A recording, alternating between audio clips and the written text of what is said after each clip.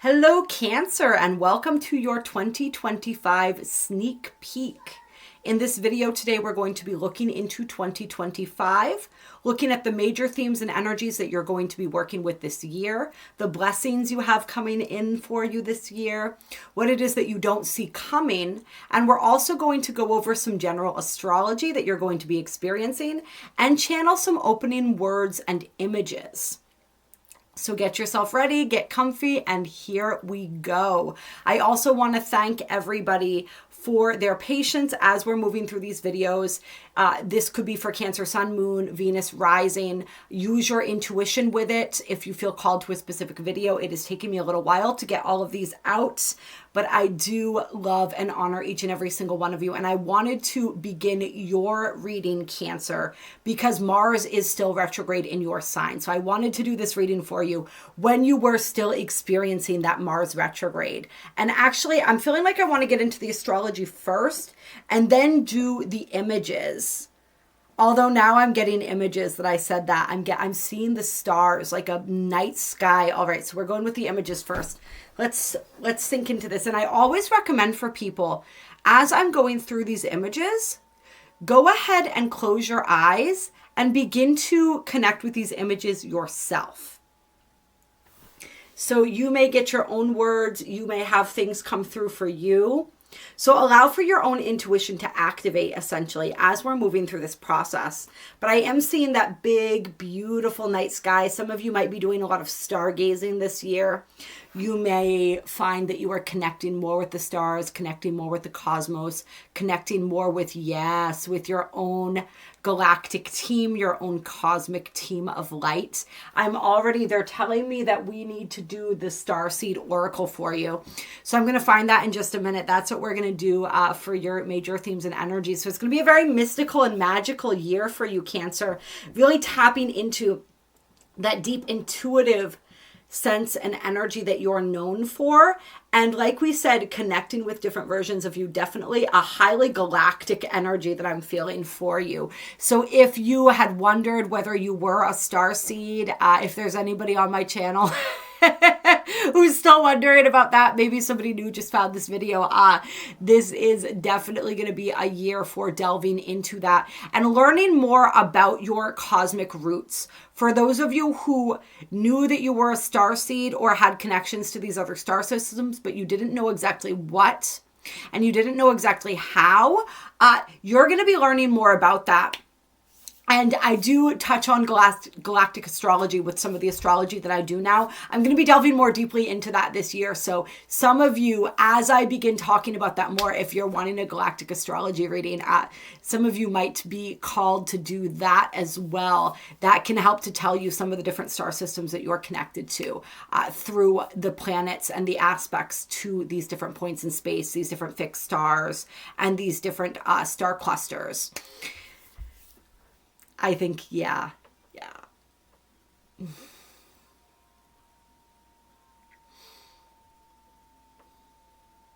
So let's channel some more here.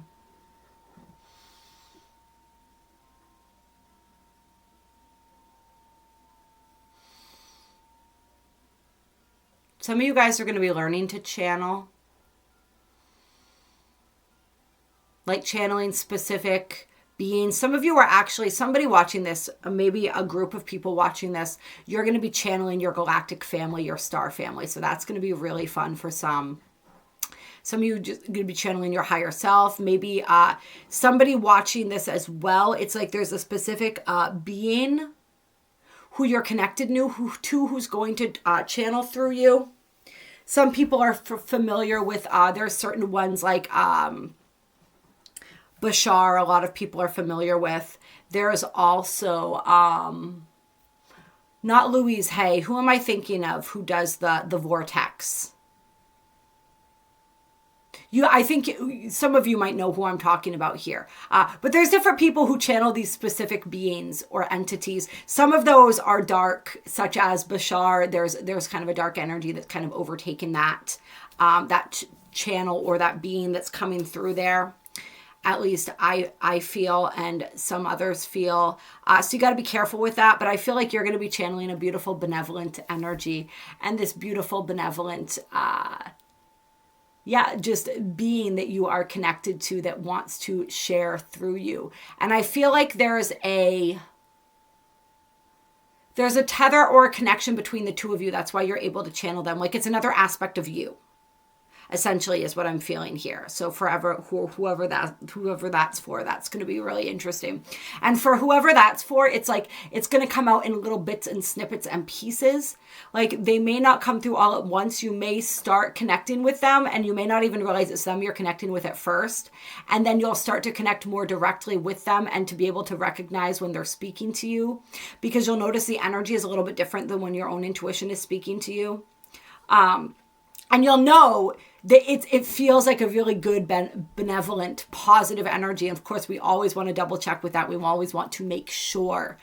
We always want to ask this 3 times. We want to feel into this with the resonance of our hearts when we're connecting and communicating. But you're going to be able to feel it. It's almost like, it feels like the way Spirit's telling me right now is it feels like excitement. Like this, I know this is a weird thing to say kind of, but like excitement dancing over your skin, like sunbeams dancing over your skin is sort of the energy of what this being is going to feel like when you two connect and it starts connecting with you.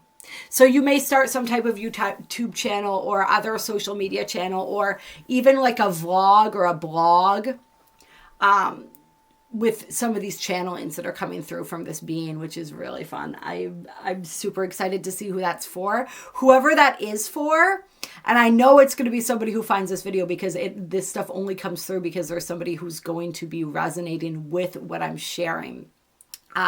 Let me know. And let me invite me to your channel when you start that, or your blog, or whatever it is, because I would love to connect with you and to connect with this being, because like I said, they sound really magical. Sorry, I thought I was going to leave my hair down for this, but I feel like I need to put it up. So I'm going to do that while we continue moving through here. Anything else? I'm seeing a flute, maybe some other magical, I meant to say musical instruments, but magical came out. So, I mean, I love that too, right? Magic or music is magical, and magic is musical, maybe. I don't know. So some of you are just going to be creating, whether it is through the written word, whether it's through music or song or dance, just a lot of creativity coming through. I'm seeing like paintbrushes and art easels. I'm seeing a pen and paper coming through, a mandolin or something like that, which is really interesting.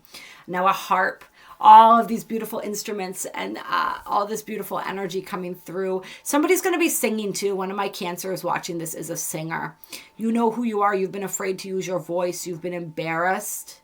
I think you feel like you don't like the tone of your voice. Like maybe it's a little too husky, or like baritone was a word that came to mind. I don't know why. I don't exactly fully know what that means, but there's like a resonance to your voice that you don't really like. You think it sounds too, I feel like this is maybe a feminine that I'm talking to. You feel like it sounds too masculine.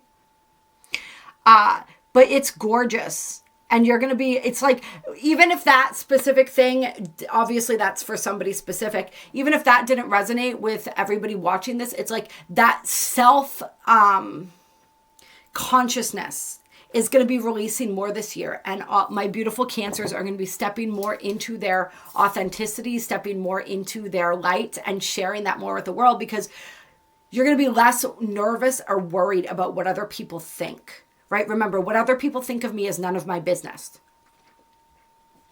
I have to remind myself of that all the time with some of the stuff that I share, because I'm guided. Authenticity and honesty, truth. All right? Yeah, they're saying truth. Truth is, it's the more pure of the words here, is my purpose, is my mission. And so sometimes I have to say things that I know are going to ruffle people's feathers. Sometimes I have to be honest in areas that, like, it probably would serve me more to not be, right? But it is what it is. I can't remember where I was going with that. Something about the truth piece, the authenticity piece, the sharing your voice. The wrong ones won't resonate, but the right ones will. That's how it always goes. All right, what am I doing here for? Oh, we're going to do your astrology. I wanted to jump right into your reading. Some of you guys, you might have a little bit of that ADD energy going on. I'm definitely picking up on that, like just energy scattered and all over the place.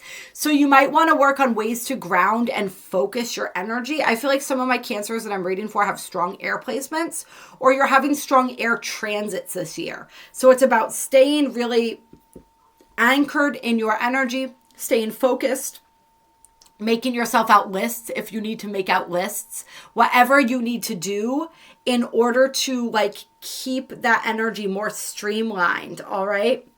And, but take advantage of the positive side of that, which is all the inspiration coming in, like play around with that, have fun with that, but also make sure that you're structuring yourself and you're giving yourself that support and structure that you need. All right. We're going to look at the astrology here. Hold on. Any more symbols? A cat. I just saw a cat. It was like a gray or a black cat. Okay, two different kinds of cats. I saw a black cat and then I saw like a gray and white cat. So some of you may be connecting with your feline friends more. Ooh, some of you might be Lyran as well. That may be where I'm getting that cat energy, and there's like lion energy coming through too. It's also about embracing your inner lion and embracing the energy and mentality of the cat too. Like the cat keeps coming back up. And it's like what do cats represent, right? Cats represent that energy that is a little bit aloof.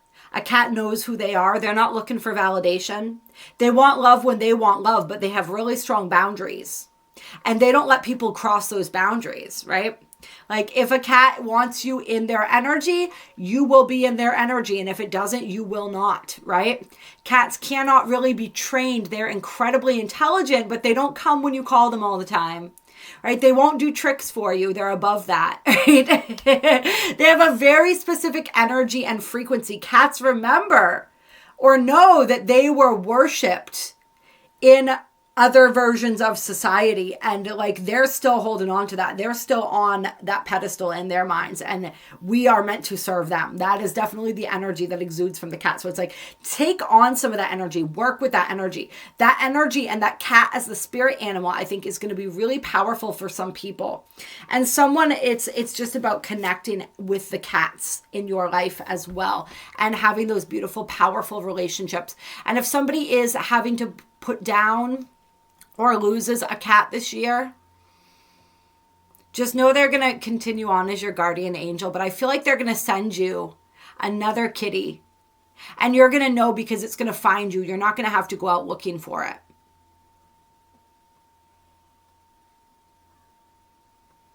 They'll give you time to grieve, but then they're going to send you another. They're going to send you another, one of their minions, it almost feels like.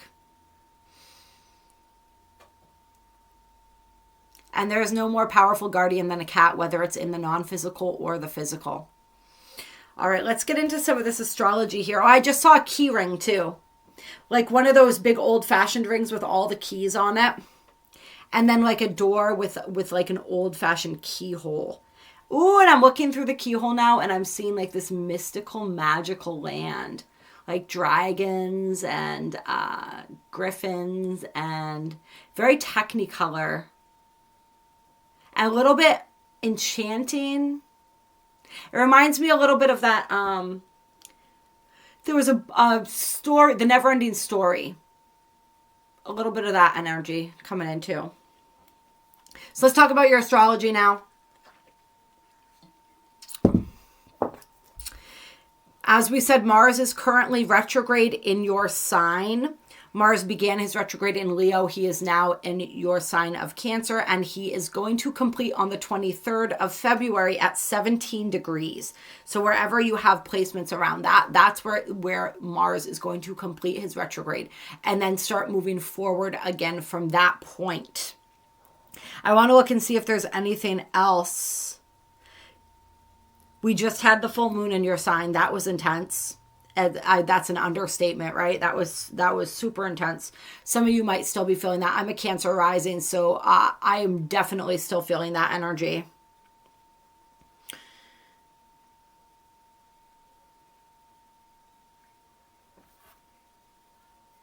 Yeah, let me find nothing else major for you guys before Mars stations direct in your sign on the 17th. And then we got a lot going on in Aries, which is also a cardinal sign. So you're going to be feeling some of the energy from that. Aries is in a squaring position to you. So Aries is really getting hammered this year. There's a lot of energy in Aries, but a lot of really big, empowering energy. So there may be a little bit of a difficulty just because your sign is in that squaring position. So at different points in time when these planets, especially if you have planets in the early degrees of Cancer, those are going to be squared by a lot of the stuff, because a lot of the stuff occurring in Aries is occurring in the first decan, like that first 10 degrees of Aries. All right, so yeah, just be aware that there's going to be a lot of uncomfortability there. There's going to be a lot of energies that are trying to push you out of your comfort zone, push you out of your shell, so to speak, that are really stirring you up in order to induce some type of change, some type of empowerment. All right, so Venus retrograde, which begins on March 1st at 10 degrees of Aries, that's going to have that stirring up energy for you. And we're going to get into the Venus retrograde as we get closer to that date. That's going to be a really powerful one. A lot of self-love, self-worth. There's a lot of healing going on there. That's going to dip back into Pisces, so get even more watery, even more, you know what I mean? But ultimately, it's going to be a really healing and really empowering retrograde for all of us, I do believe. What else do we have going on here, Cancer? Full moon in Libra, that's also going to be squaring you. So there's a lot going on that's going to be squaring you. And that's going to be at 23 degrees of Libra. So that's going to be squaring anyone with Cancer placements around that beginning of the second decan. So those early 20 degrees.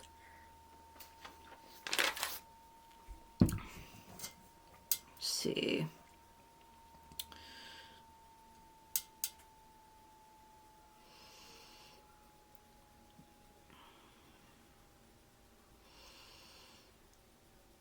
Mercury is going to enter your sign on June 8th. And Jupiter on June 9th. So essentially pretty much right around the same time, right? The 8th and the 9th.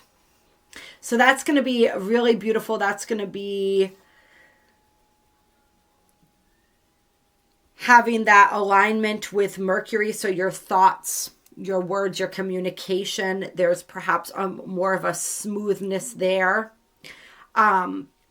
Jupiter, so there's a lot of expansion. Whenever Jupiter enters a sign, this is when there's a lot of blessings. There's a lot of good fortune coming through.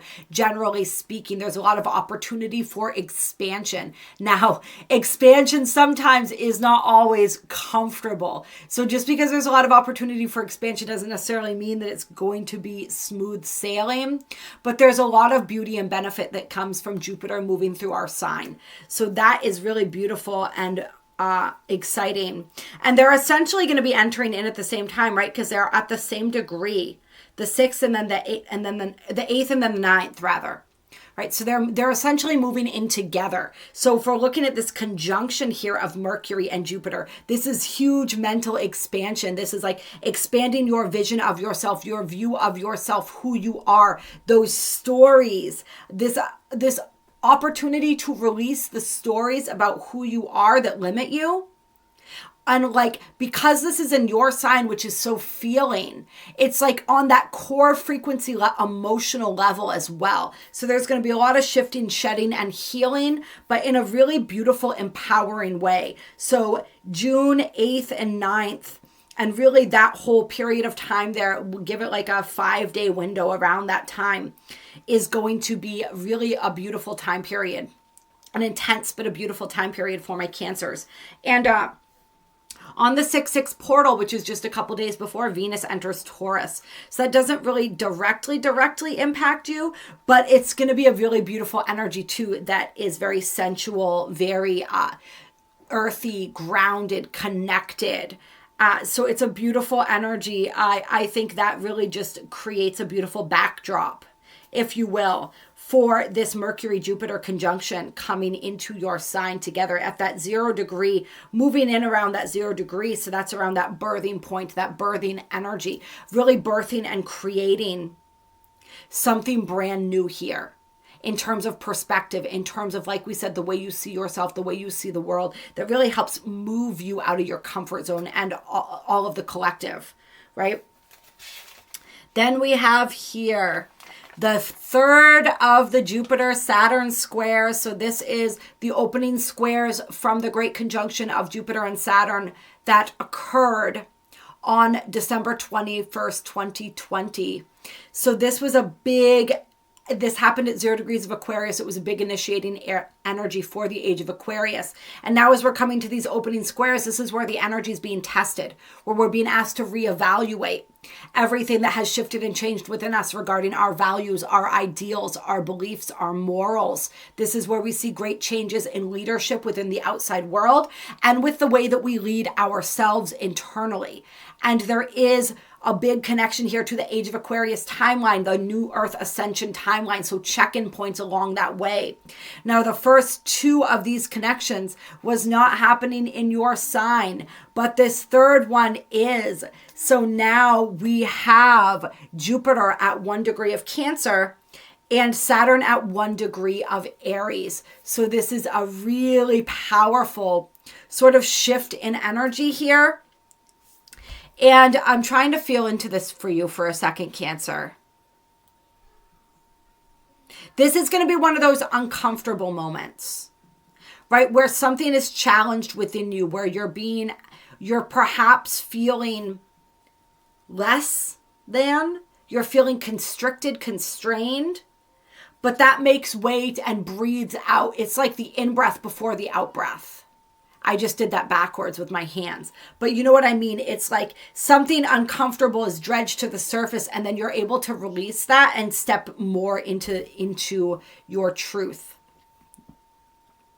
So it feels like an uncomfortable but a healing energy for you as we move through that third Jupiter-Saturn square there. And it's about really getting in touch with how you feel, as well as where you want to go. How you feel about where you're at and how you feel about where you want to go. So it's like a reality check energy. This is where you're at. This is how you actually feel about that. Now this is where you want to go, and this is where the disconnect exists. This is what you need to shift in order to align with where you want to go, if that makes sense. Then we have Jupiter still in Cancer here, now at 2 degrees, squaring Neptune at 2 degrees of Aries on the 18th of June. So it's like the very beginning of June when Mercury and Jupiter first enter. There's like this beautiful, it's like a breath of fresh air in a sense, I feel like. But then it gets a bit more intense as we move through the middle of June, right? And you got that square to Saturn. And then you got a square to Neptune, and they're only a couple days apart. So I don't have the chart pulled up right now, but that to me feels like a T-square. You got Jupiter square Saturn and square Neptune. So essentially what we're going to be having during that period of time, it feels like to me, is Jupiter being squared by both Saturn and Neptune.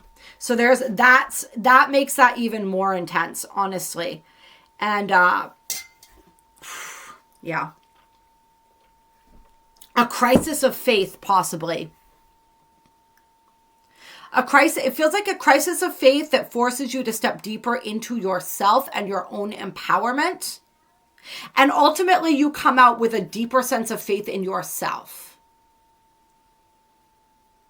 And then on the 25th, we have the new moon in Cancer at 4 degrees of Cancer. So, that feels like it's like a rebirthing after being squeezed through that almost like pinhole of energy there with Saturn and Neptune. What else do we have going on here? Full moon in Capricorn, of course, that is opposing your sign at 18 degrees of Capricorn. So the sun will then be at 18 degrees of Cancer. And of course, on the 7/7, Uranus enters Gemini. And this is just going to be a big collective shift that we're all going to be feeling. And this is, and that Neptune retrograde begins a couple days before that at 2 degrees of Aries. So there's a lot shifting and going on right now. This is also during the Syrian gateway or the Syrian portal. So there's a period of time around this point when the sun and Sirius come into conjunction somewhere around the 4th and the 7th. I didn't write it down, but that's a big energy. And this is a big portal of divine connection. And so those of you remember how I said you might be connecting to your star families and things like that. Some of you are also probably connected to Sirius, as the sun is within the realm of Sirius during part of Cancer season, particularly those born in that first week of July. Your sun is very close to the star Sirius. So some of you may be having a real uptick, or this may be when you really start making that connection with your galactic roots, with your star family. And Uranus entering Gemini, the tail end of Taurus and the very, very beginning of Gemini are where the Pleiades is as well. So there's some connection with the Pleiades around that time as well. So those Pleiadian and Sirian, and then we had felt the Lyran energy too. And of course we have Arcturians and Andromedans. There's a lot of different star families that we can belong to. It really is infinite, honestly. If any of you are interested in that as well, the aura, past life, regression, hypnosis technique is a great way to have your soul take you to some of those lifetimes. If it is in alignment for you to visit those lifetimes, that's also something that I do. So that might be something fun that somebody might be interested in. As we continue on with the astrology here, that full moon in Capricorn, I don't have the chart in front of me. I can't tell you exactly what that's going to be. For some reason, I'm being drawn to look it up though. So I'm actually going to look this up for you right now. I'm going to set up the full moon in Capricorn here. Just to see real quick.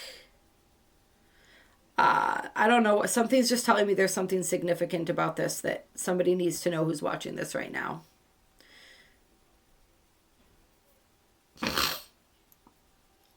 All right, let's see.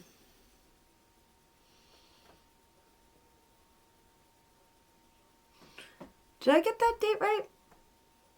Oh, wait. No, I didn't. That's why. All right. Interesting. No. So it's July 10th, 2025.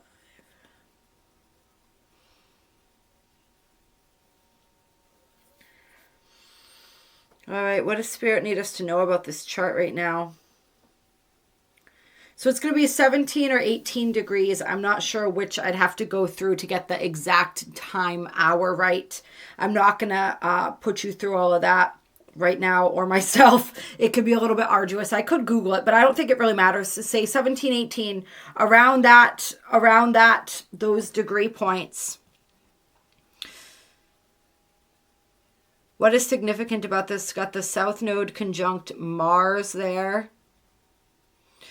The Saturn and Neptune very close. They're almost within conjunction range. They won't have an exact conjunction until 2026, but they're within conjunction range in Aries. So that is an intense energy there that we're going to be experiencing around that full moon time. Venus and Gemini there. Conjunct Sedna and Uranus. Ooh, there's an energy. And let me see, how are we connecting to that? That's in a trine to Pluto and Aquarius. So yeah, this is a big full moon that's going to shake a lot of things up, interestingly enough. Something profound. We got Mercury conjunct the, oh no, that's Leo, not Sag. All right, never mind that. Yeah, if some of you have placements in the early degrees of Gemini,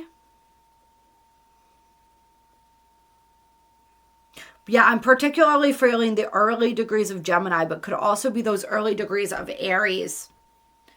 That's going to be a really intense full moon time for you because you have that additional energy there. And I feel like somebody's recovering some powerful soul gifts and abilities around that time. There's a powerful quintile by quintile. I don't know the even names of some of these alignments that I see on here, but it's a connection that speaks to spiritual gifts and abilities, and that's connecting Jupiter in Cancer to Mars conjunct the South Node and also Chiron. So some sort of wound, particularly surrounding the masculine energy, the Mars energy here, that's being healed and bringing some type of powerful gift forward. Oh, there's another one of these quintile combinations with Mercury, Venus, Sedna, and Uranus, and the North Node. Yeah, so there's going to be a lot of people really stepping into this whole new phase of spiritual activation and initiation with that full moon in Capricorn is going to be, whew. So we'll get into that more as we get closer, of course. What else have we got going on? Venus enters your sign on July 30th. And Venus is usually a pretty good time in Cancer. You guys are a little bit more emotional than she always wants to get, believe it or not. But she does pretty well in your sign for the most part. So that should be enjoyable. And she's all charged up and activated from her retrograde in Leo. Really feeling herself, you know what I mean? And then her retrograde in Aries, rather, because she'll be entering Leo after she's in your sign. See what else we have going on here.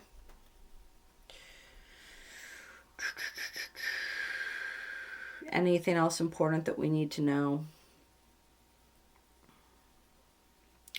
Jupiter trine the North Node on September 3rd. So that's going to be a beautiful energy, bringing in those downloads from your higher self, helping to attune you psychically and intuitively to your path, to your purpose.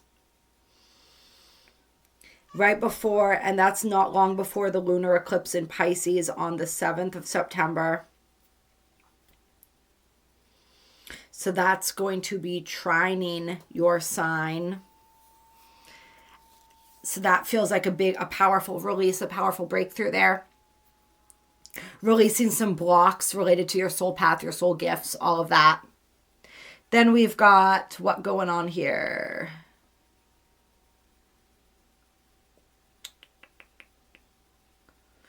Jupiter square Chiron, 24 degrees of Cancer for Jupiter, Chiron at 24 degrees of Aries. So that's going to be another one of those energies that really squeezes you, that brings up those fears, those insecurities, and gives you a chance to kind of purge and heal and release some of those. Then we have Jupiter going retrograde in your sign on 11/11. So the 11/11 portal gateway on the exact day of 11/11, Jupiter stations retrograde at 25 degrees of your sign of Cancer.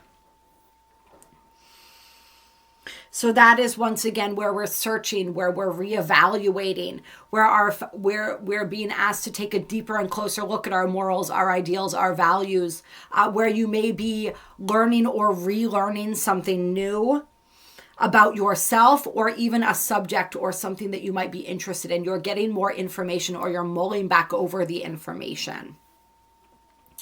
And that's going to go, let's see when. I think that's going to go right into the new year, the Jupiter retrograde.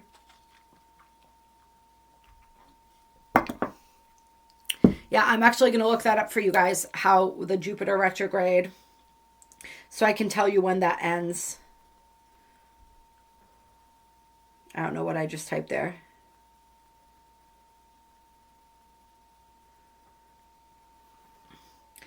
It's going to end on March 11th. So November 11 to March 11, 2026. And it will remain in your sign the whole time. Yep. So that's going to be a deep soul searching time for everybody. And particularly, of course, for my Cancers. And while Jupiter is retrograde, we're going to have a little bit of action here. Jupiter is going to have another square with Chiron on the 1221 gateway as the sun enters Capricorn during that winter solstice. So that's going to be a big energy. This is like where that energy, it's kind of like it starts building with that first square. And then there's a deepening with the retrograde. And then there's going to be one more square with Jupiter and Chiron in July 1st of 2026. And that's going to complete the cycle. So we're kind of in the middle of it, where we began working through something with that first Jupiter Chiron square. And then perhaps we released a little bit, we healed, we moved through some stuff. Now this energy comes back up again. We get to see and understand it from a different perspective, through a different lens. Do some more shedding, do some more healing around this. And then on July 1st of 2026, there's going to be a completion of this energy here. And I'm going to... Chiron is at 22 degrees and Jupiter 22 degrees during that second square. I'm actually going to look up that third one real quick for you guys so that I can tell you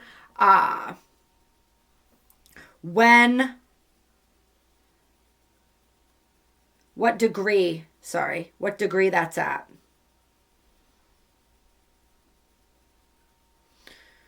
Jupiter will be at... Ooh, says 0 degrees of Leo. Ooh, that last square is going to be a doozy, man. Jupiter at 0 degrees of Leo and Chiron at 0 degree of Taurus. All right, so in totally different signs. So that second one's going to be the last one in your sign. That next one, oh, that is powerful. That's at that Aries degree, that birthing degree. So really, that's where that ultimate shift in energy happens for us all as a collective. And that's going to feel really inspiring and empowering there. Oh, that's going to be fun. It just keeps getting better and better, you guys. All right, so those are the highlights for your astrology for 2025, Cancer. Now we're going to get into the cards here. And we're going to start with major themes and energies that you're going to be experiencing in 2025. And I am going to have to pause this reading just so you guys know. So when I come back, I'll probably have a different outfit on because it'll be a different day. We're going to start with this energy and then we're going to complete it. I'm not going to have time to finish your whole video right now. Clear. So just so that doesn't weird you out when it happens. But we're going to get started here and do what we can do. Spirit, please bring through some energies for Cancer, some major themes, main themes and energies for 2025 for my beautiful Cancers. They're saying first 3 months we're going to do. They want to get specific about these first 3 months here. There's something important here. I'm also seeing like Palo Santo. They actually showed me my Palo Santo oil. So some of you guys might be working with anointing oil, working with rituals, also just working with herbs and sacred space ceremony. Spirit saying make sure that you are cleansing and clearing yourself and your space, and you are creating that safe and sacred space for yourself. Now, I don't know whether this was upright or inverted, so we're going to have to see here. 4 of coins here. I'm getting this energy of Spirit saying it's time to downsize. That's what this feels like to me. It's time to downsize. Get rid of the clutter. Clutter within your physical home, clutter within your energy. We just talked about clearing the energy, right? Clearing the space, clearing the energy. Decluttering your physical space is a way of clearing energy as well. Quartz crystals as well. Quartz crystals, I'm feeling Palo Santo for you guys. Sage, fucking sage it up, man. Some of you, if you just got out of a relationship or you're getting ready to move locations, get rid of all that old stuff. Don't hold on to stuff that reminds you of a version of you that no longer exists and a version of your life that no longer exists. Like, don't hold on to those little mementos. You know how like we break up with people sometimes and we hold on to something of theirs and we like tuck it away. It's like, don't do that. Spirit's saying like, get rid of the clutter, get rid of the old attachments to all the old stuff. Don't have any of that energy lingering around in your space. Yeah. Knight of Cups here, unrequited love in reverse. So there's a heartbreak or something. Some of you guys are having a breakup in the beginning of 2025, and Spirit's saying, yeah, let go of that stuff. You don't need those reminders. And there is this negativity, this downtrodden energy here.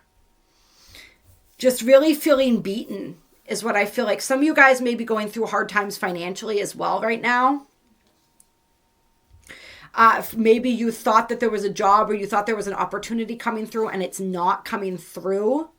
And so you're really getting disappointed. Like, I thought I was manifesting my new timeline, my new reality. Like, why does it feel like everything is falling apart instead of coming together? And what Spirit wants to remind you is that sometimes when what you ask for and what you're manifesting is vastly different than what you have, things have to fall apart so that new things can come together, because nothing about that old reality can come with you.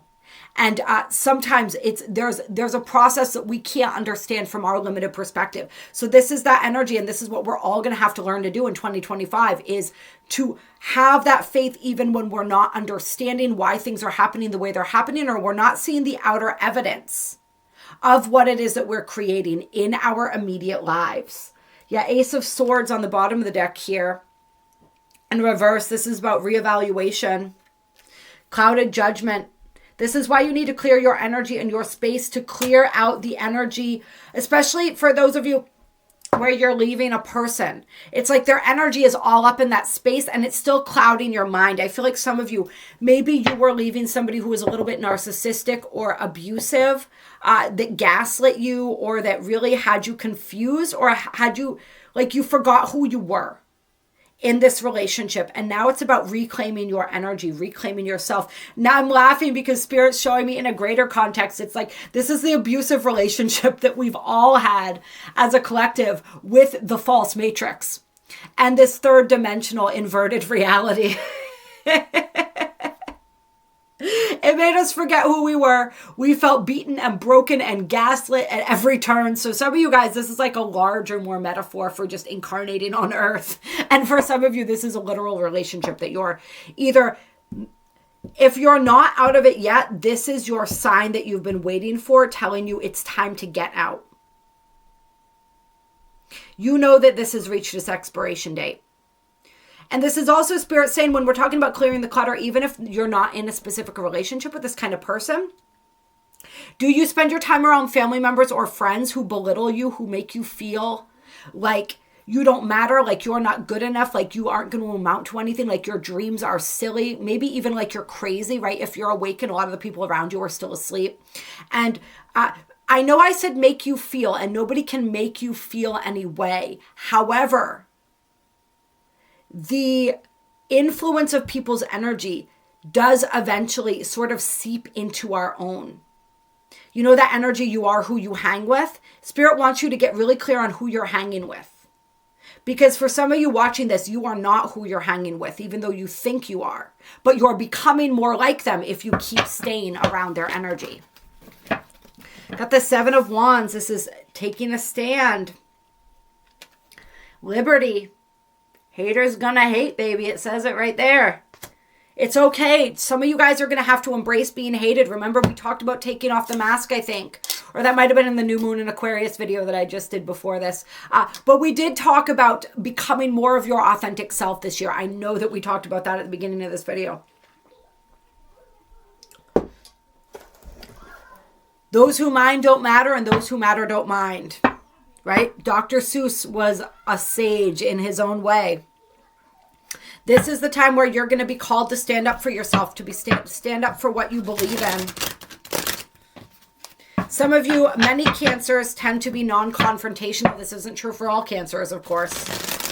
Depends on what you got in your chart.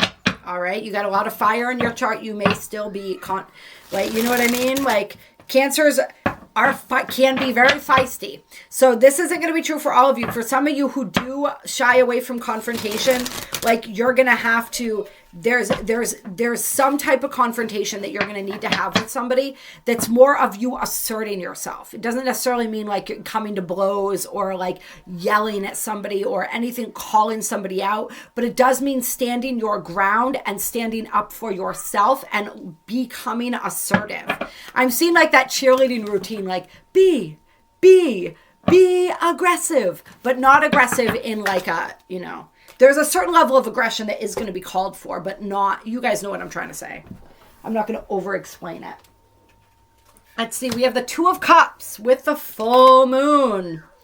All right. This is beautiful. So this is a new partnership. This is a new soulmate connection coming in here. So now we're expanding beyond the first 3 months. We're continuing to move into 2025 here. So there are fulfilling relationships here. There's a completion of one cycle and the beginning of a new cycle. So I love that. But there's like a clearing that needs to happen here. Tell me more about this. Got the Queen of Wands here. That strong-willed, fiery energy that we're talking about. Somebody's got some Aries placements here too. Are you going to be dealing with somebody who does? I'm definitely picking up on a lot of Aries energy. Tell me more about the full moon and the Two of Cups. What's going on here? I feel like somebody coming in who's really going to bring a lot of emotion up in you. It's really going to activate your emotional body, maybe even trigger you. I'm trying to figure out if this is what kind of triggering this is. Yeah, a lot of confusion, bringing up a lot of wounds.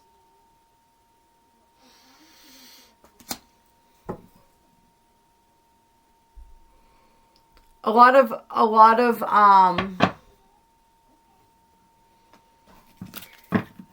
yeah, somebody who shows up to help you clear out a lot of this emotional energy that you hadn't released yet. Like some of you guys, if you went through this breakup, maybe you didn't grieve it properly. And I don't mean properly like you did it right or wrong. I just mean like fully, completely. You didn't complete that process. It was too hard. It was too painful. So you kind of like shut yourself down. And somebody else comes who kind of like rips the Band-Aid right off that wound to help you get the rest of the poison out. That's what it feels like for some. And for some, this is just the ending of a cycle in love and partnership where you felt depraved. Did I just say depraved? Where you felt depressed, disillusioned, brokenhearted. Like you were one of many. So for some of you guys, it was like you were an option instead of, what is it? What is the choice? They say choice versus an option or something like that. Once again, you know what I'm trying to say. Some of you guys, it's just like grieving what you lost or grieving the illusion. For some of you guys, it's like you held somebody up on a pedestal or you held some type of relationship up on a pedestal.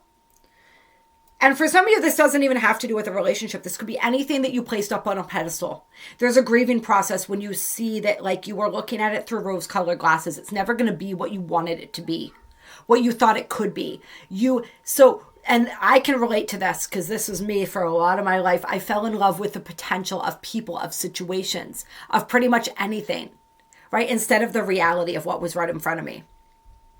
So this is like that energy of falling in love with life's potential, falling in love with a person's potential versus the reality and being disappointed when they didn't live up to that potential. Then we have the Strength card here, and that's in reverse. So that's those fears, those insecurities. So yeah, a lot of intense purging of these lower emotions, these lower frequencies within you. Anything that with the Tower in reverse here, any endings that you've been resisting,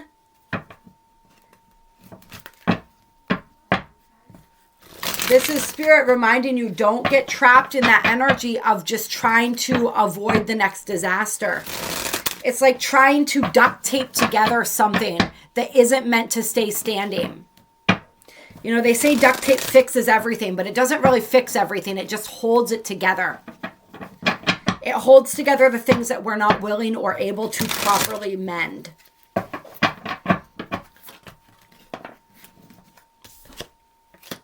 Got the Chariot. Here we go. That's what I'm talking about now. Got the Chariot with the Two of Wands. So this is where you...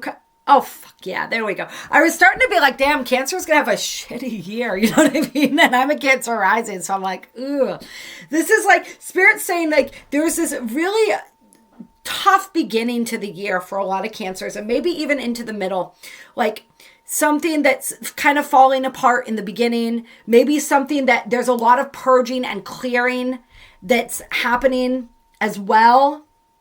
But after that, and after you stop resisting what's trying to end, what's trying to complete, resisting even the truth of situations, right? And you accept it for what it is, all of a sudden, like you come out of this with this incredible fortitude, this incredible focus, these powerful goals and visions for what you want now. And you're able to move fully to this because you're no longer stuck in the past. You're no longer clinging on to energies and people and places and things, jobs that are not meant for you. So it's like this real breaking free that I'm feeling here. Got the 10 of Cups here as well. And I want it, Spirit, can you give me a time frame for this? And I want to do, actually, for the time frame, give me a time frame, Spirit, for when this breaking free happens. We had spring on the bottom of the deck here. New moon. Clear 1 to 3 months into the year. But we're going to see. We're going to shuffle here and see. Hold on. Clear.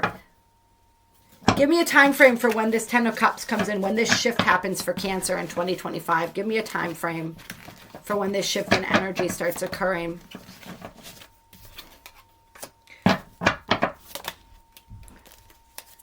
Okay. Within a few days of an eclipse. So is this the beginning year eclipse or the second eclipse? I'm feeling more the second one. This is 2 of Aries.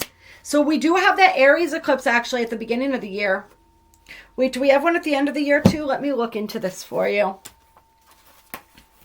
I feel like when it happens, when the shift finally happens, when you finally let go, it's like everything, the energy has like an incredible momentum. Like it's just been waiting. Like this energy has just been building up against this dam. The water is flowing and it's like the dam gets removed and it's just like a waterfall. Like a geyser here. So we have that Aries eclipse on the 29th of March. Yeah, that feels like the one actually. For a lot of you, is that beginning one. And then the other ones, we have a Pisces and a Virgo. Yeah. So I think for a lot of you, so it won't take that long. This holding on, this frustration, Spirit's saying like it can shift in a moment. And I really feel like for some of you, it's going to. And then it's game on here. Game on. We got the High Priestess under that. So this is about really tapping into your intuition.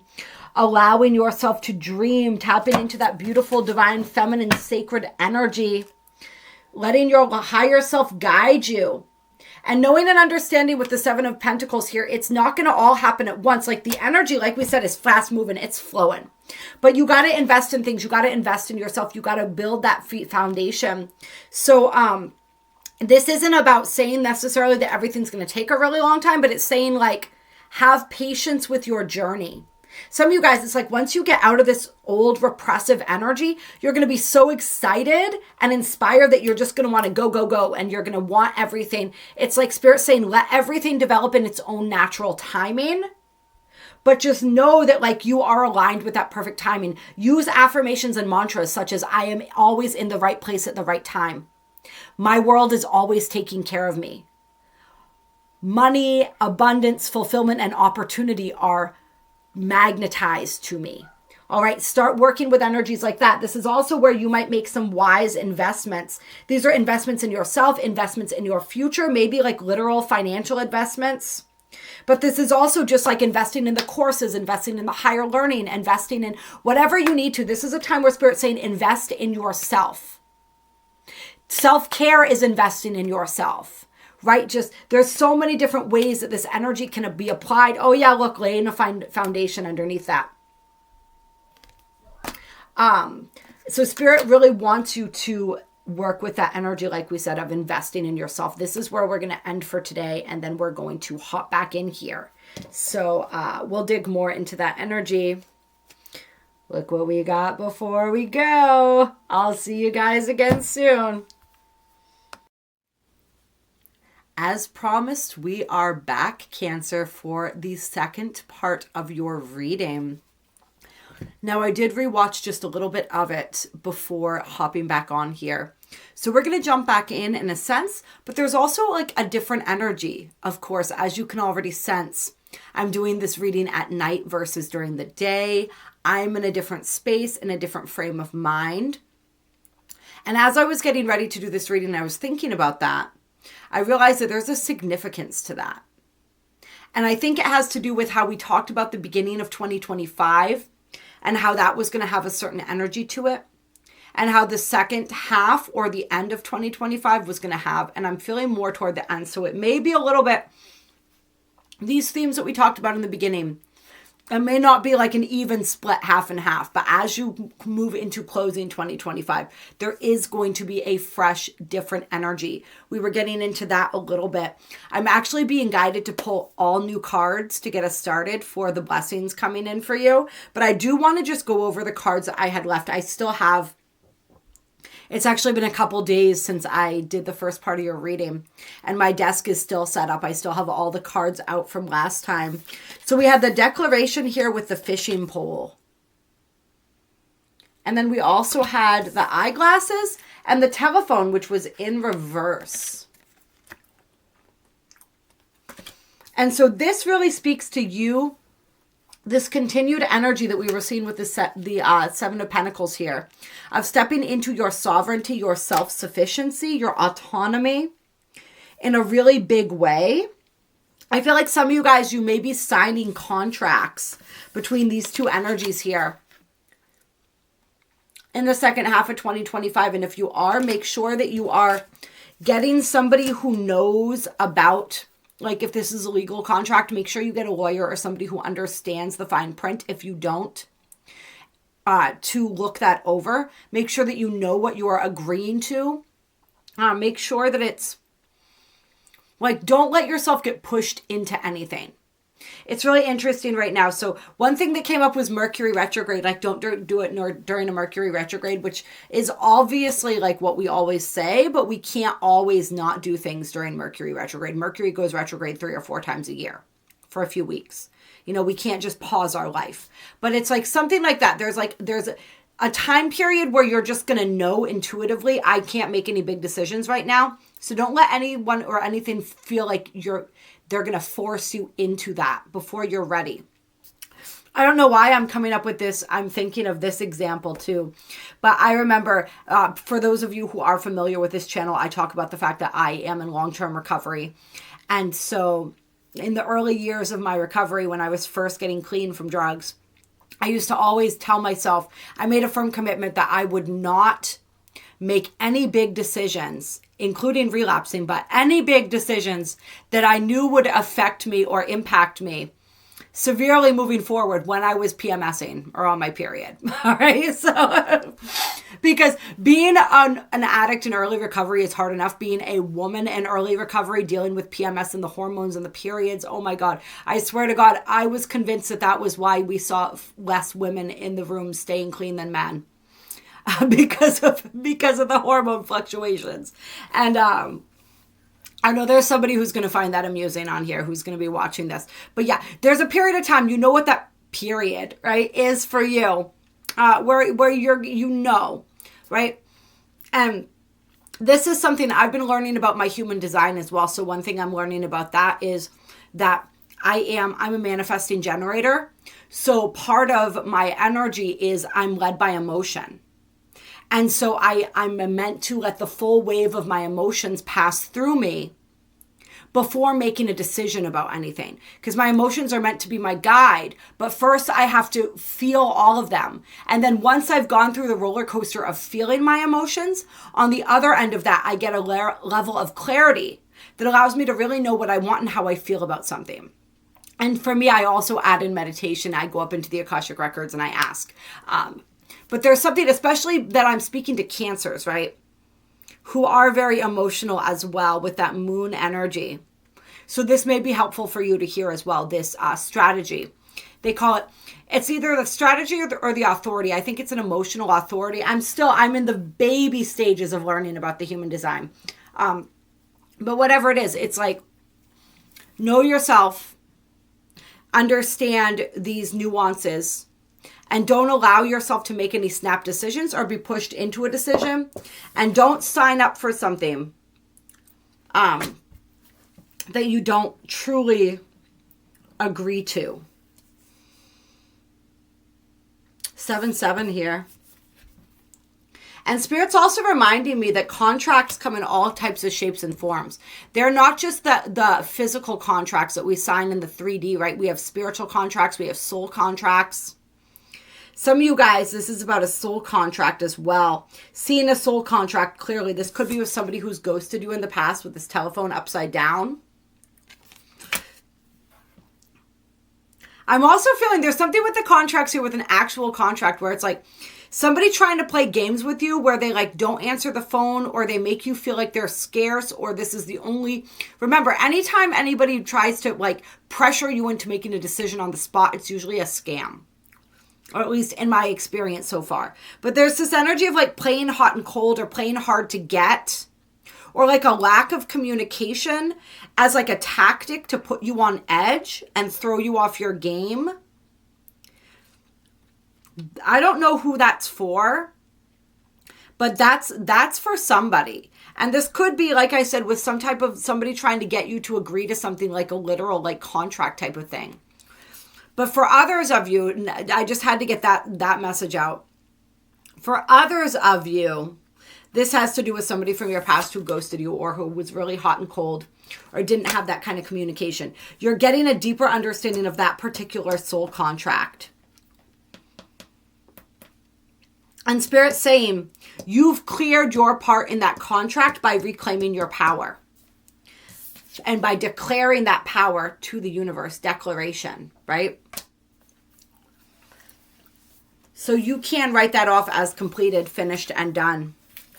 And it is complete when you say it is. And when you truly have internalized the lesson and you're no longer feeling emotionally charged by the situation. If you still have an emotional charge, you know that you have more work to do because you haven't released it yet. You haven't released all the karma. Got the Hermit on the bottom of the deck in reverse. So this is that feeling of being powerless. That feeling of restriction. Also somebody who's not going within. Who's avoiding. And with the Hierophant here, I'm feeling like because of religious convictions or religious programming or fear-mongering or trauma from religion from the past.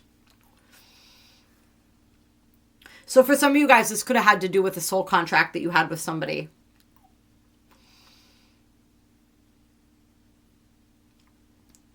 And for some of you guys, this is your own contract. And this is part of this energy of stepping into your power here. I just realized my mic wasn't on. So I'm just going to continue rolling with this. Usually the sound is fine, so I think you guys probably could have heard me, but I am going to put the mic on here. But this is interesting, yeah. It's some sort of programming around powerlessness from the past. I'm really feeling strongly that energy of religion here being a big factor in this programming for somebody. Sorry, give me 1 second, you guys. There we go. No. Strong religious programming here. And if this has to do with a connection, like a soul contract, like we said, I'm feeling as though... how am I going to do this? I didn't really think this through with this shirt. Sorry, you guys. There we go. Sorry. Love you. Appreciate you. It's like an hour into this reading. So if you guys are still watching it, I know that the people still watching this reading love me. So we're good. We're fine. if this was a relationship here, part of the reason that they behaved the way they did towards you had to do with religious programming around marriage too, I'm feeling. Old religious programming around marriage. And like fear of that. I feel like somebody had a really controlling father figure here, or grandfather maybe, who was very religious. And it was actually like that idea of like, if you marry somebody, it is till death do us part. Right? This is like before, what was it? King Henry, which was the king who decided that he was going to create divorce so that he didn't have to keep killing his wives or whatever, like way back in the day with the Roman Catholic Church or whatever. It's like he didn't get that memo. Like divorce is still a sin, according to this masculine, the energy that this masculine was raised in. I'm feeling like, and there was just this horrible fear of entrapment.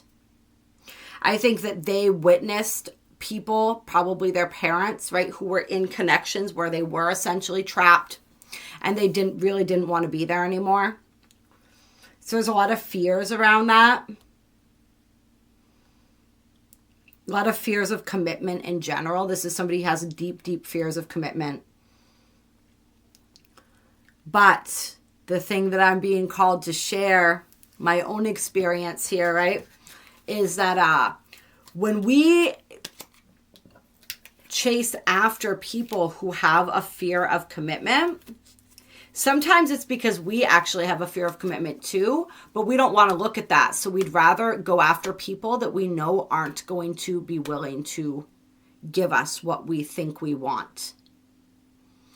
That's a pattern that I had for a really long time. So being called to share that as well with everyone. Clear. Two of Cups on the bottom of the deck though. So definitely a lot of soul contracts. And I feel like there's like clarity around soul contracts. This is where we're getting into the blessings from the past and a clearing of those energies that's making way for new partnership moving forward. And now Spirit's calling into my mind the bedroom card that we saw at the beginning of the reading there, or at the end of the reading right before we left. So some passion coming in possibly. For some of my Cancers, if you haven't been feeling passion in a while, this is going to be very welcome. For some, I feel like even my Cancers who are in relationships, I feel like there's a revival of passion for some on the table. And for others, this is new passion coming in. And it also is like that sign with the rest too. Like Spirit saying, if you need rest, please take your rest. My water signs, deeply empathic, deeply intuitive. We need that rest. We need that time to be alone in our sacred space and recharge. Spirit saying, make sure that you're recharging. So we're going with the blessings here. And I don't know why Spirit keeps showing me, guiding me to, I have a Super 7 here. And then this is like some type of salt quartz. I can't remember what this one was called, what this is called. This was a gift. It's really, really pretty though. But something about duality, right? With the dark and the light. And balancing, working with balancing your masculine and feminine, working with honoring and acknowledging the duality within yourself. Spirit wants you to really be focusing on those energies and working with those energies. For some of you, your Kundalini too, if you've been guided to work with your Kundalini energy. All right, so we have the Queen of Pentacles here with the Three of Cups in reverse and the Two of Coins. All right. So I am feeling like there is going to be an uptick in your social life in the second half of 2025. Spirit saying, like, make sure that you honor that balance within yourself. A lot of my Cancers are probably introverts. Not everyone. It just depends on what you have in your chart. Some people could be like, for instance, I used to always call myself an extroverted introvert because when I was out in social situations, I was very extroverted. But then I would need to like pull back into my energy and be alone for like many days, right? To recharge. So make sure that you're honoring your cycles of when you need to recharge your energy in every sense of the word. And just keep a balance with that. I feel like There's going to be a lot of people inviting you out to do things, particularly in the second half and in like those summertime, like around your birthday, and then moving into July and August, September. A lot of invites and a lot of stuff. I feel like some of you guys, like, you haven't been out a lot. You maybe have been like pulled back in your energy more throughout 2024. So you're going to want to go out and do a lot of things. Spirit saying just keep it in balance, keep it in check. And don't party too hard for any of my partiers out there. All right. Because remember, there's a lot of energy pouring in. Our bodies are so sensitive right now. We don't want to overly tax them by putting too much into them that they're not enjoying. We'll leave it that way. There's also, what else am I feeling here? Yeah, I think that's really all I'm feeling. I'm not feeling anything too third party-esque with that, with the Three of Cups in reverse there. You always want to be careful with that. Not feeling any of that. And then we got the King of Cups on the bottom of the deck. We're liking that. Ooh, with the solar eclipse card underneath it.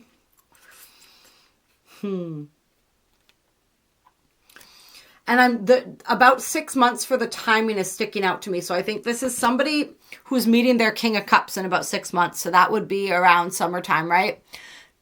We're almost in February now. So February, March, April, May, June. Around July, right? July, August. I'm feeling Leo energy, even though this is actually, we have Cancer on this card. It's water energy, but I'm feeling Leo for some reason for somebody too. So somebody who's very gentle, artistic, who's very psychically open and aware. And this also for some of you is just about your own psychic senses and psychic perceptions. Like, I feel like there's going to be an activation. For some of you, it's around summer and also solar eclipse, right? And so the solar eclipse, like we said, we're going to have one in April, but then we're going to have another one in September. I'm feeling the one in September particularly for this. These eclipses are going to be big for you because we already had one about the Aries eclipse, right? And now we have another one here talking about this. And for some of you guys, like maybe whatever, use your judgment which one is more related if it feels like that, because it can just be the symbolism of the eclipse. But I'm feeling for you guys the eclipse time specifically. There's going to be a deep transformation, like a cellular transformation going on. And a lot of your intuition, your second sight, your clairvoyance, claircognizance, these things are really going to amplify. So trust yourself. Some of you guys, you're going to meet someone and they're going to be kind of like this trigger for you, like total eclipse of the heart. That's the song that's coming to mind right now. Let's see. I'll pull some of these here. Tell me more about this. Clear. This relationship or this, just tell me about this transformation. This transformation, and this is this is definitely a blessing.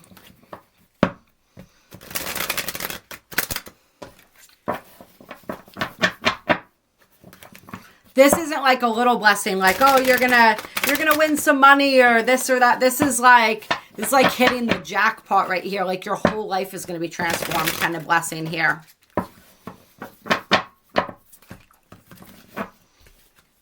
All right. So we got the Eight of Swords here. With the Six of Swords in reverse.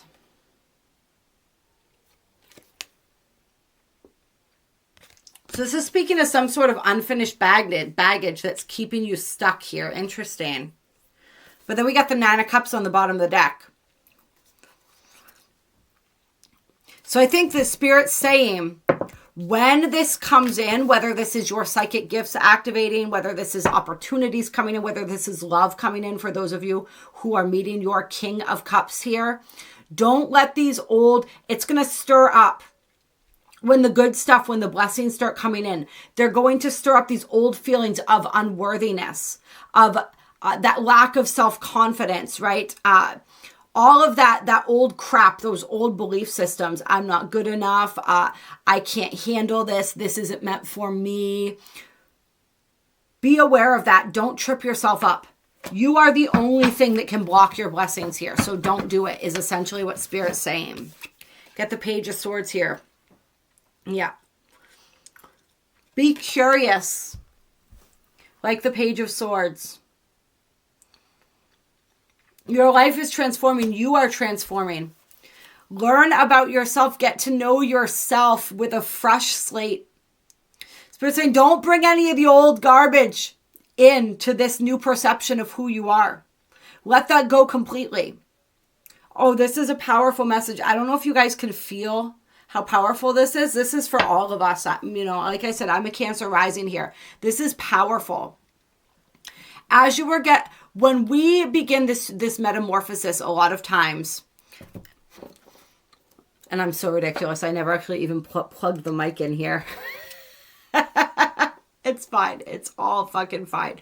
Like, let go of perfectionism as well. All right. Just fucking roll with the punches. That's what Spirit's saying. That's what this is all about. All right. But it's this energy of like, when we start growing and evolving, a lot of times we try to get to know the new us that we're becoming, but from the framework of who we thought we were still. So it's like we're still holding on to the old ego identity and trying to integrate it with the new version of us that's coming online. Spirit's saying there's a way better way to do this, and it's to just let go of all the old completely. Just approach yourself with the curiosity and everything else, any other relationships coming into your life. It's like the same thing if you have love coming into your life or whatever it is that you have coming in for you.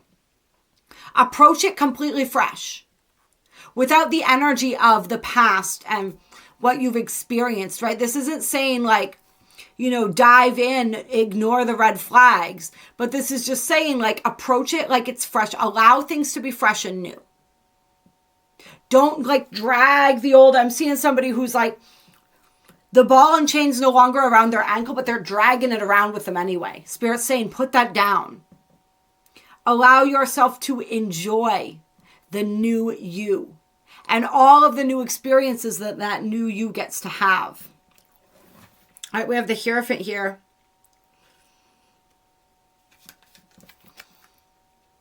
A lot of times this to me means a spiritual lesson. I'm feeling Saturnian energy for some reason with this right now. It also can represent a spiritual level up. Oh, this is interesting. I feel like there's people watching you. Cancer.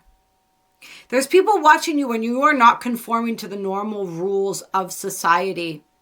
Rules of perhaps your ethnic group, your gender, what have you, right?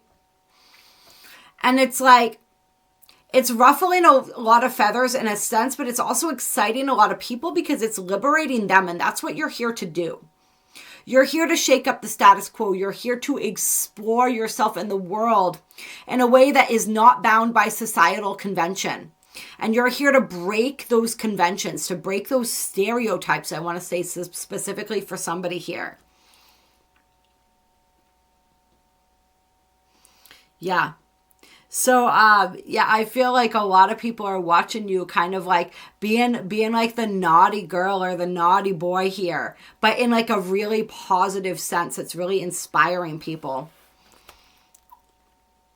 I'm also feeling an interesting energy here of somebody who's studying religion or starting to study like sacred texts or even society, like, what was a class that I took when I was in college? I took a course in like sociology, like something like that, like studying history, something like that. Somebody's learning a lot about society, religion, history, traditions. I feel like actually this is interesting. So for somebody who's meeting somebody, I feel like you might be meeting somebody who has a very different religious background or spiritual background than you. And you might have to actually learn about their religion in order to date them. That's really interesting. Like maybe their family only allows them to date people of a certain religion. and like you're slowly breaking them free of that. But like in the short term, you might decide that you like this person enough that you are going to, you're going to learn some of those traditions and some of that stuff to kind of like please their family and placate them. But ultimately what you're doing is breaking down their energy and setting them free. That's really beautiful. That's obviously like pretty specific for somebody here. All right. Anything else, Spirit? Tell me more about this love. Tell me about these blessings. We got the 9 of Wands and the Hermit. There's that Hermit. I knew we'd be seeing him again. Virgo energy right there. And Taurus energy, of course, with the Hierophant. And then we got Libra on the bottom of the deck with Justice. Let's see here.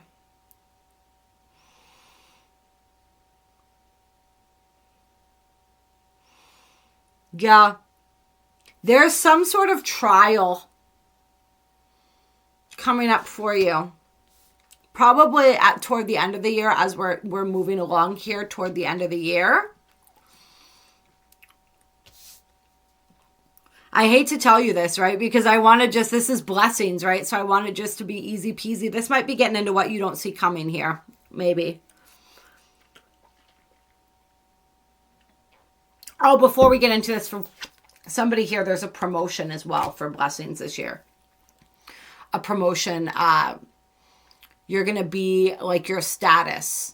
Whether you receive another like accreditation, or you graduate something, or you just get promoted so you're making more money in the job that you're in. For some of you, this is a spiritual promotion, but for some of you, this is like a nuts and bolts, real world promotion. And it's because of the promotion you are giving yourself as far as how you're up-leveling your energy. But coming back to this here, yeah, there's some sort of test here. Some sort of rite of passage is kind of what it feels like.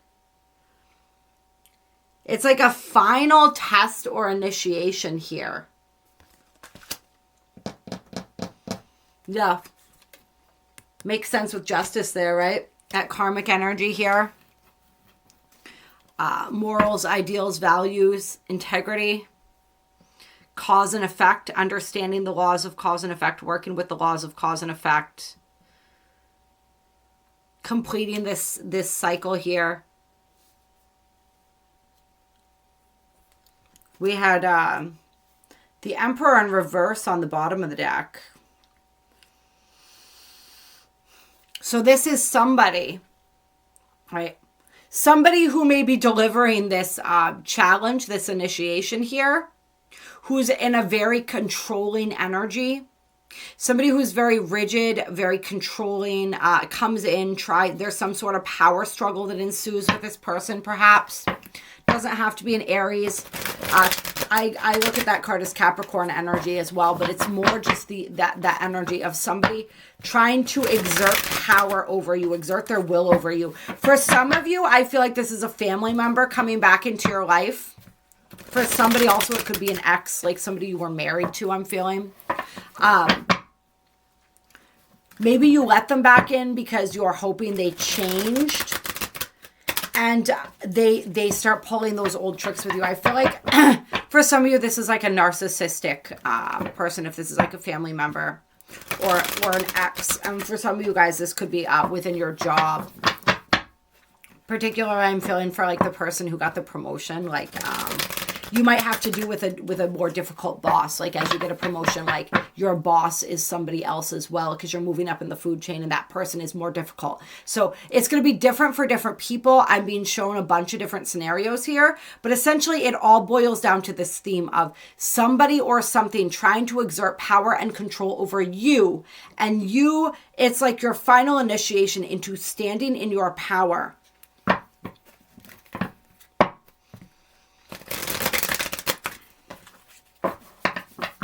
And how do you do that? While remaining in your integrity. It's like you are being called to be fair and just, even though this person is not being the same. But at the same time, being fair and just without like caving in in the sense where you're giving your sovereignty or giving your autonomy away. Remember how we talked about how you were stepping into your sovereignty in the second half of 2025? This is like the final exam, so to speak, here. And then that cycle ends. Yeah, 7 of Wands too. Yeah, some of you guys are really going to be put through your paces with this person. Yeah, there's this energy of competition for some too. Somebody trying to compete with you. Somebody like trying to like, it almost feels like for somebody here, it's like somebody trying to elicit jealousy out of you, or some type of an energy like that, trying to like mess with your mind and make you think that something's going on that's not. Like the example, this doesn't need to be what's actually happening, but it's like the example of somebody who's in a relationship with somebody, and somebody's trying to convince you that that person is talking with somebody else or involved with somebody else. It's like that sort of thing here.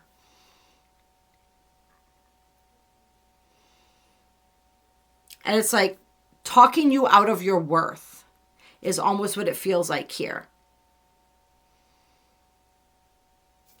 But you know your worth, right? Even if that were true, like we'll go with that scenario for a minute. Even if that were true, what does it matter? That's not a reflection of you and your value, right? And that's part of the lesson, is knowing and understanding that none of these people's actions or reactions are a reflection of your value or your worth. Clear. Although many times they can be a reflection of what we perceive our value or worth to be, right? And as we stop catering to those types of people and situations, our worth increases. And I mean that, and you know what I mean by that, right? Our worth increases as far as our perception and the outer world's perception as well. All right, any final messages here? Blessings, what we don't see coming.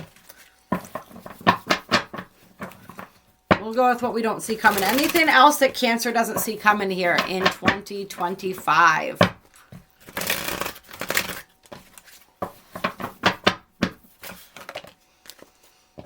Got the Queen of Pentacles. Now we got the Emperor upright and the Queen of Swords here. And it was hard to tell whether this was upright or reversed. So I'm just going to feel into these energies for a minute here.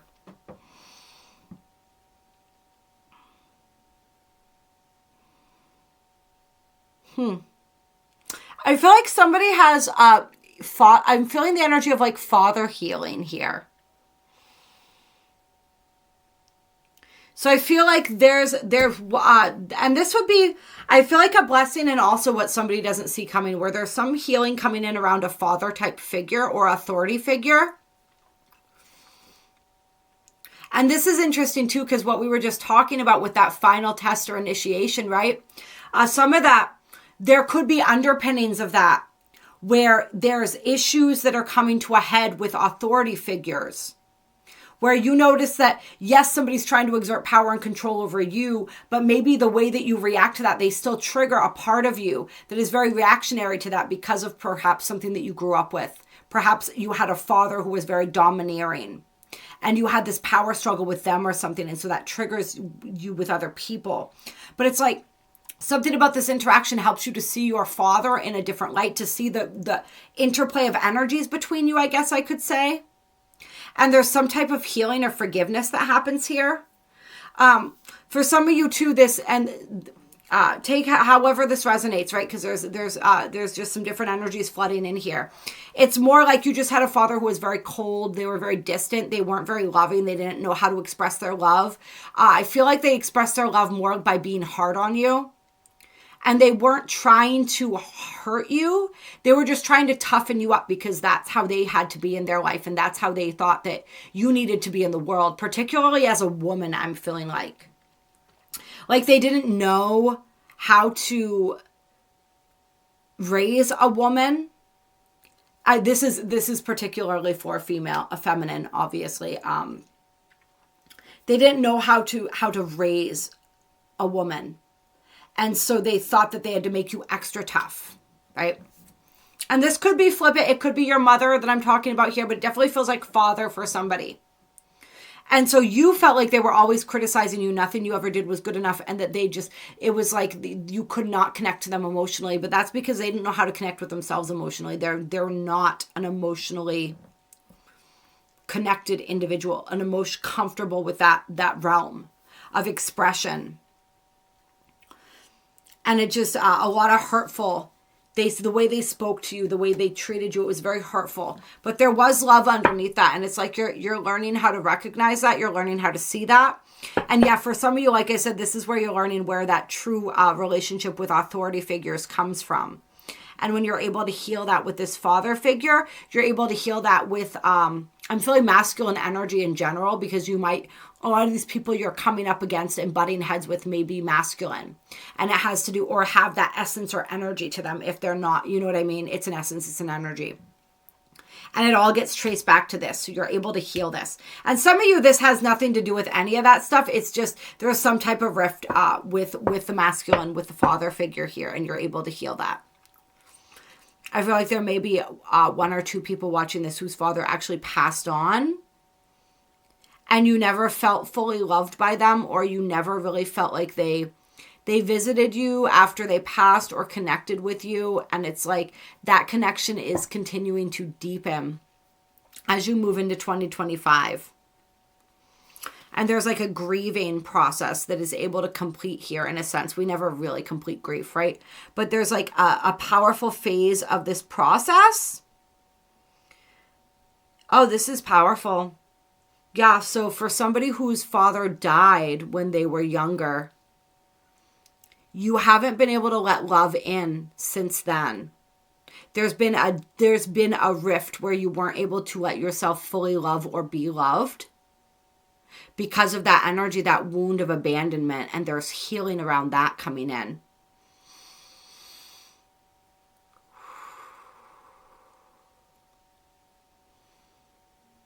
And that's gonna open up so much. I don't even want to like cheapen that with words. You know what that means for you, if that's for you. Where you've always held your partners, you've always held even your friends, right? At an arm's length, emotionally. And as this heals, you're able to let them in closer.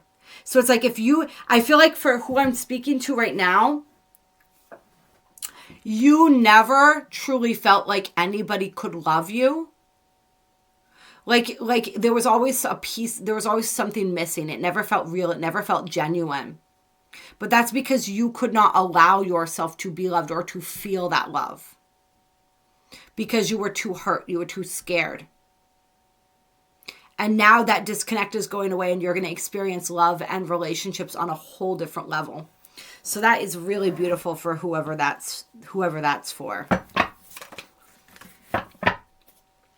And I'm feeling this is also just parent issues, childhood wounds in general. So for some of you guys, there's mother wounds here as well, especially where you weren't nurtured perhaps as much as you wished you had. For some of you guys, it's like your mom or maybe both of your parents. For somebody, I'm feeling a single mom here, worked multiple jobs and didn't have a lot of time for you. For some people, it was like both of your parents. For people, well, this isn't just specific to the mother. They were just really busy. They provided for you, but not in the ways that you needed them to as a child on that emotional level. So there's healing around that as well. And for some of you guys, this is healing wounds around work and money stuff too, because it was like you always resented. This is reminding me of, I remember when my niece was little, and we do this with my son sometimes as well, right? It's like she would want to do stuff. Oh, we can't because mom's working or daddy's working. You know what I mean? And I remember joking and being like, this kid's going to have a resentment against work before she even grows. You know what I mean? I feel that about my son all the time too. So it's kind of like that kind of stuff. There's a lot of those childhood wounds here around abundance, around love, around connection that are like healing profoundly for you this year, Cancer, if you allow them. This is the year of the emotional reset, of the energetic reset, where we are clearing and purging all of these emotions. The more we allow that, the more powerful the transformation is going to be. They're going to come up. I just released a video on this talking about the total energetic reset. So check that out. I'm going to link it at the end of this if you haven't seen it yet. Let those emotions flow. That is the key for you. And that's what gets all the energy moving. That's what gets all the energy flowing. And this is what helps move you through any creative blocks. If any of you have been feeling creatively blocked, or like your intuition is blocked here, it's because there's been an emotional block. There have been emotions that you've been holding on to, emotions that you haven't been letting yourself fully feel. Once you do that, and once you do that, I feel like there's just going to be this natural process of unraveling where you start having these understandings about these childhood wounds and where that comes from. And you don't have to analyze it. It just like flows through in this process of release. And then you're able to let it go. And that's when this energy really, it's like game on. All right. I love you all so much. I hope that you enjoyed this reading. And yeah, there was some heavy and some powerful stuff in the end, second half of this reading, this whole reading really. It's going to be a seriously emotionally charged year for you, Cancer, but there's going to be so much growth and so much transformation. And I've said this to a couple of the different signs. I'm probably going to say this to every sign, honestly, because that's just the energy of 2025. You are not coming out of this year the same way that you came in. All right. There's going to be a lot of tears. There's going to be a lot of laughter. There's going to be a lot of everything, right? Just extra, extra, extra everywhere you look. But at the end of it, like, I feel like you're going to come out of this with this beautiful, wide open heart center. And you're just going to be this beautiful, when you're in that state, like this beautiful magnetic energy to really begin attracting some powerful things in 2026. Look at that. Look what we got here. 6 of Cups. That's a beautiful card to end this reading with. That's that beautiful energy of happiness, innocence, joy, nostalgia, yes, but not being stuck in the past. This is the energy. This is the year where you really get to release the past, to stop living in the past. Some of you, it's like you've been living in the past in your body and in your energy, even if you haven't been necessarily consciously living there in your mind. And this is the year you release the past. You let it go. Remember what we said, step into that new version of yourself that is calling to you. All right. I love you. All right, Cancer, we have a super bonus for you here, because I was editing my video and splicing it together, and I watched the very beginning where I said that we were going to pull from the Starseed Oracle from you. And then I just realized that we never did. So you guys are getting a super long reading here. You guys are getting a little bit spoiled. I'm just kidding. Everything happens perfectly, clear and perfect divine time and order. There's a reason for everything. So we are going to pull a couple cards to close here from the Starseed Oracle. What closing messages do the higher selves of my beautiful Cancers have for them? Their Cancer's galactic team, perhaps. Team of light. What closing messages here for Cancer? All right, we have double mission, light workers, starseed, serve the world by being you. So some of you watching this, 2025 is going to be the year where there's a real breakthrough, where you start to recognize this mission that you hold, because you've always known, right? That's why you're here.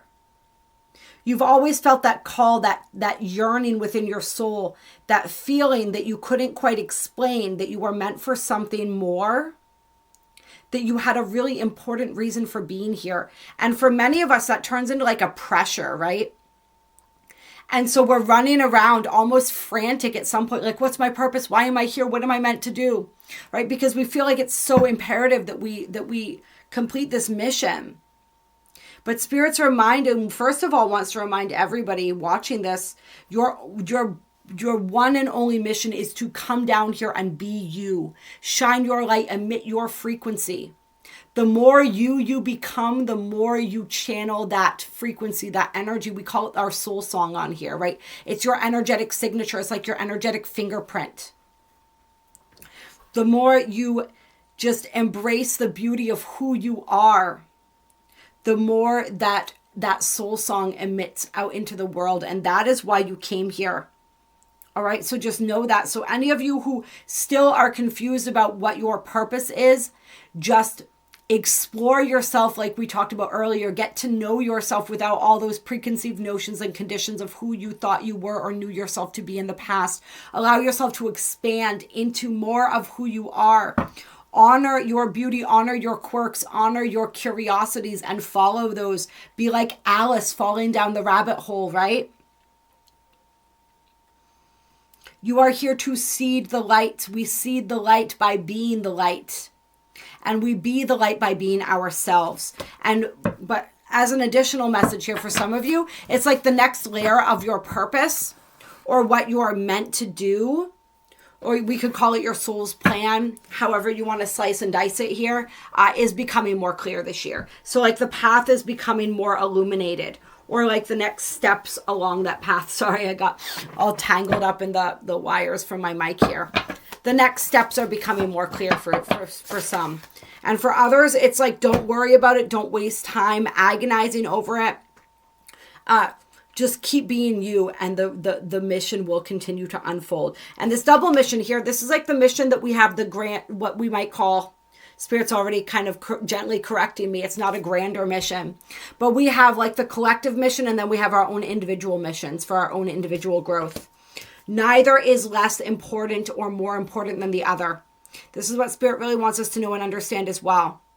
Some of us, it's like our mission to serve the collective becomes so important to us that we forget about the missions of our own individual growth, right? The people in our lives that we love, our families, all of this stuff is just as important and really just as necessary. If we ignore the personal growth in our own lives in favor of what it is that we feel that we're giving or offering, we're reducing the amount that we actually truly have to give, and we're reducing our own experience. We're selling ourselves short, and we're selling everybody else short as well. So remember that your personal life is no less important than what you are here on as your service mission to humanity. All right. That's an additional message coming through for people.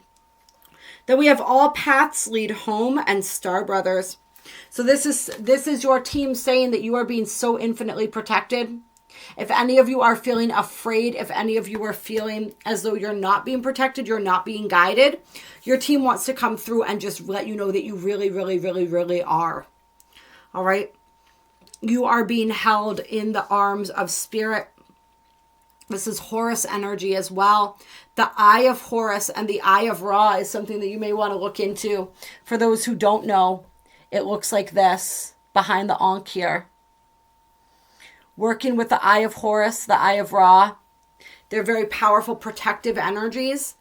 Some of you might want to look into that. The Hathors was on the bottom of the deck here before I shuffled too. So some of you may be feeling connected to Egypt, or working with, say, the gods and goddesses from Egypt, or just tapping into that side of yourself, that soul memory might be coming online, that aspect of your soul's blueprint.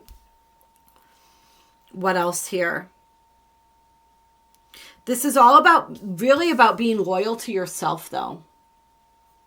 All paths lead home. We all get where we're going eventually. You have free will. You get to choose what that journey looks like. All right, so don't let anybody else tell you any different. You get to choose what that journey looks like.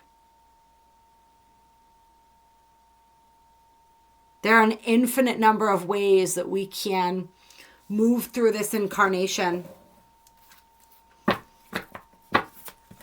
So you may get to a point, Cancer, where you're praying, you're asking for your guides and angels to give you, we got the messenger here, to give you a message, to tell you what to do, to tell you what choice to make. You may come to a crossroads and have a choice to make. And you may not get much in the way of outer confirmation because you're meant to make that choice, because you get to choose, and your choice is powerful.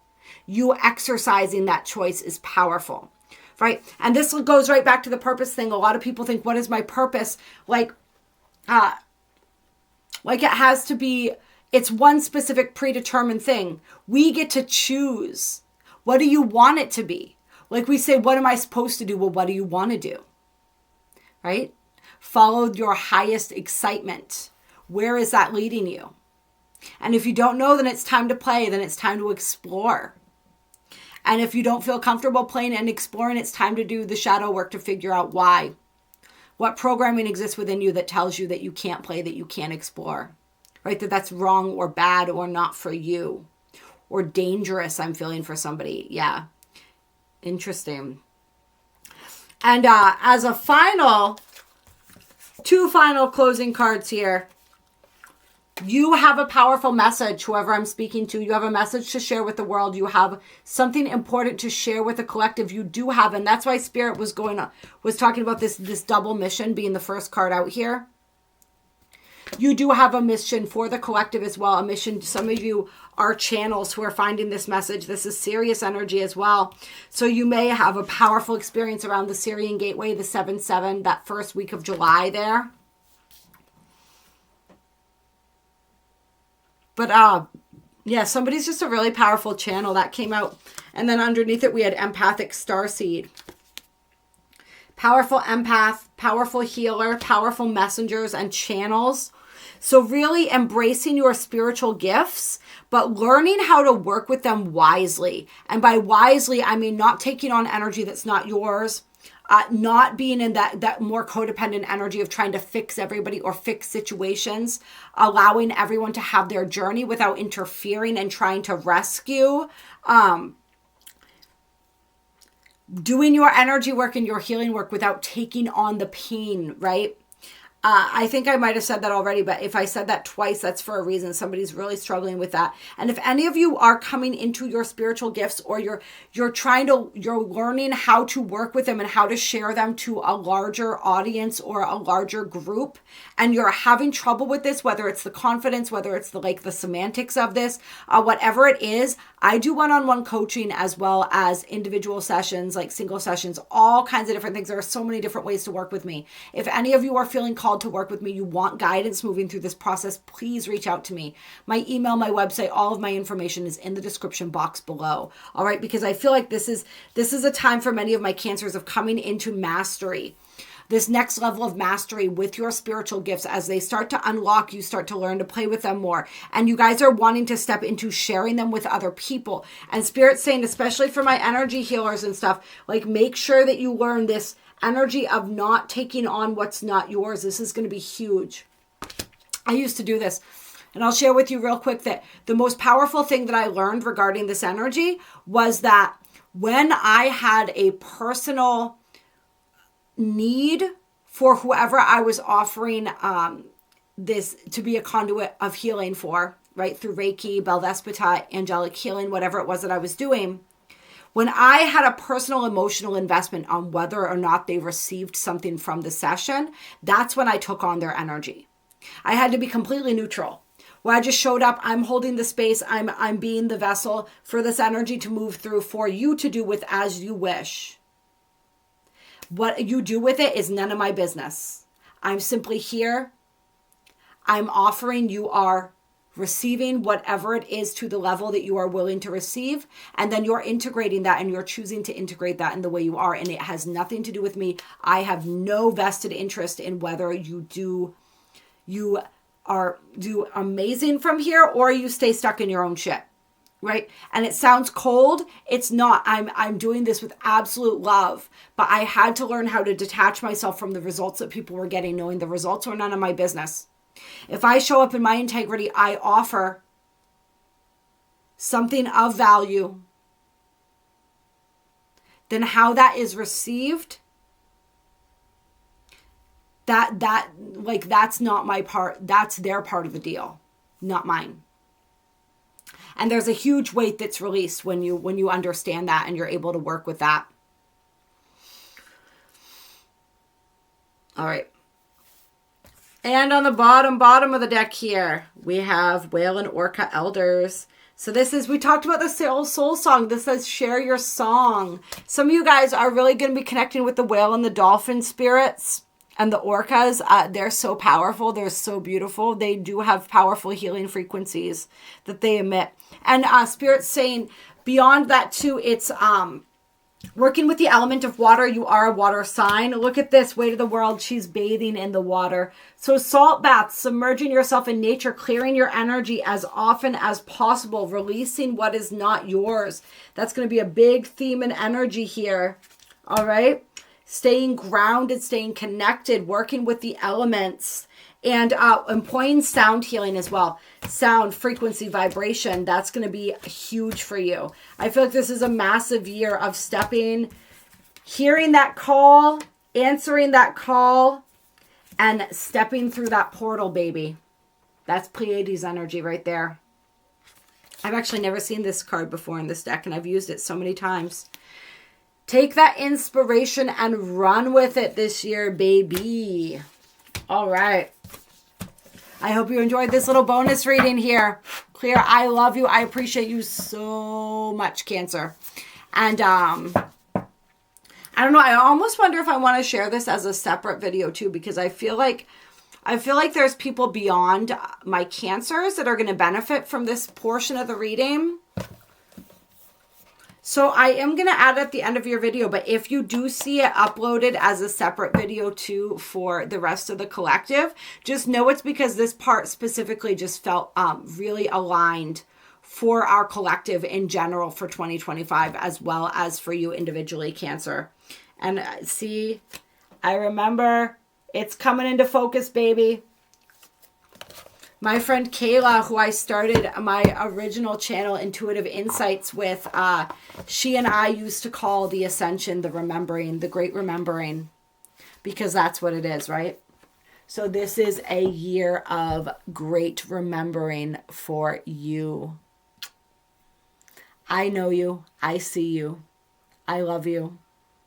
And I am so glad that this is the year where you really, truly begin to see yourself. Love you so much.